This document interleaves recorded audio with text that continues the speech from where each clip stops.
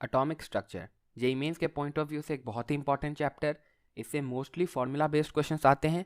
तो आज की वीडियो में हम एटॉमिक स्ट्रक्चर चैप्टर के सारे इंपॉर्टेंट फार्मूलाज और ग्राफ्स को क्विकली रिवाइज कर रहे होंगे।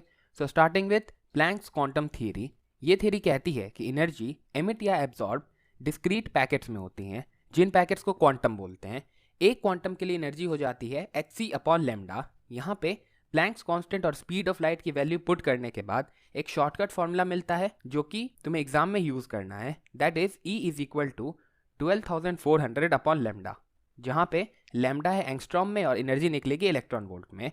1 electron volt is equal to 1.6 × 10⁻⁻9 joules. यहाँ पे इलेक्ट्रोमैग्नेटिक रेडिएशन से भी रिलेटेड कुछ फॉर्मूलाज हैं, जैसे speed of light is equal to frequency multiplied by wavelength और wave number is equal to reciprocal of wavelength.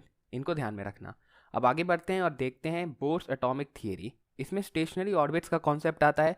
That is सिर्फ वही ऑर्बिट्स अलाउड होते हैं जिनका एंगुलर मोमेंटम क्वांटाइज्ड होता है। That is mvr = nh/2π।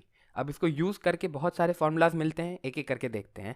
पहला है रेडियस ऑफ ऑर्बिट, जो कि होता है 0.53 × n² एंगस्ट्रॉम।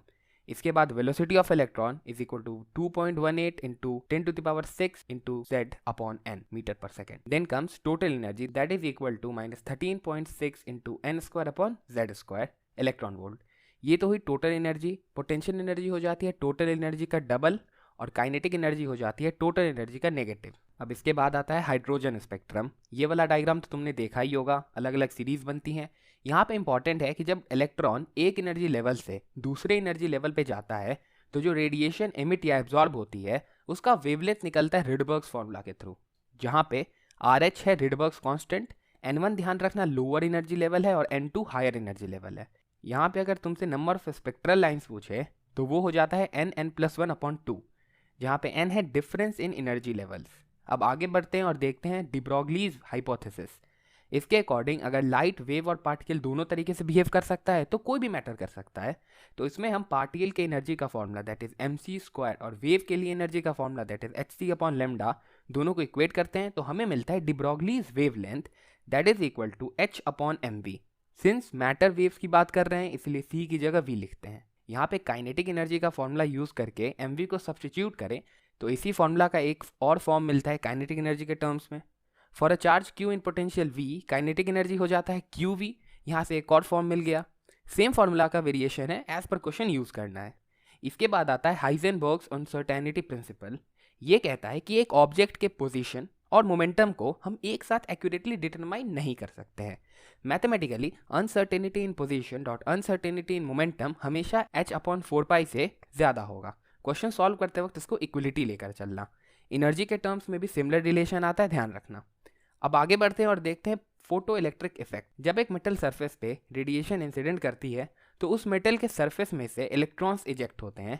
इंसिडेंट रेडिएशन के टोटल एनर्जी E में का कुछ हिस्सा इलेक्ट्रॉन को सरफेस तक लाने में लग जाता है, जिसे बोलते हैं वर्क फंक्शन, और बाकी बचा हिस्सा इलेक्ट्रॉन के काइनेटिक एनर्जी में चला जाता है। सभी टर्म्स की वैल्यू पुट करने पे कुछ फॉर्मूलाज मिलते हैं, इनको ध्यान में रखना। यहाँ पे μ0 है थ्रेशोल्ड फ्रीक्वेंसी और λ0 है थ्रेशोल्ड वेवलेंथ। अब जो फोटो करंट होता है वो डिपेंड करता है इंटेंसिटी ऑफ रेडिएशन पे, जिसका ग्राफ कुछ ऐसा लीनियर सा आता है, और kinetic energy of electron depend करती है फ्रीक्वेंसी ऑफ रेडिएशन पे, जिसका ग्राफ कुछ ऐसा आता है। इससे डायरेक्ट क्वेश्चंस आ जाते हैं, ध्यान में रखना। अब चलते हैं अपने लास्ट टॉपिक पे, that is quantum number. Total 4 होते हैं, जिनमें से पहला है principal quantum number.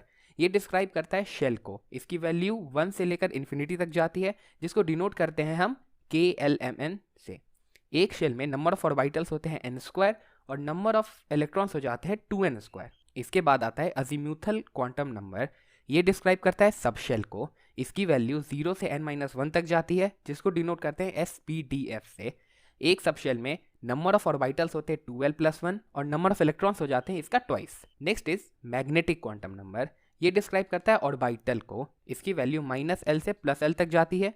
For example अगर l 1 हो तो m की वैल्यूज होंगी -1, 0, +1, दैट इज 3 ऑर्बिटल्स। लास्ट में आता है स्पिन क्वांटम नंबर। ये डिस्क्राइब करता है इलेक्ट्रॉन्स के स्पिन को। इसकी वैल्यू +1/2 या -1/2 होती है।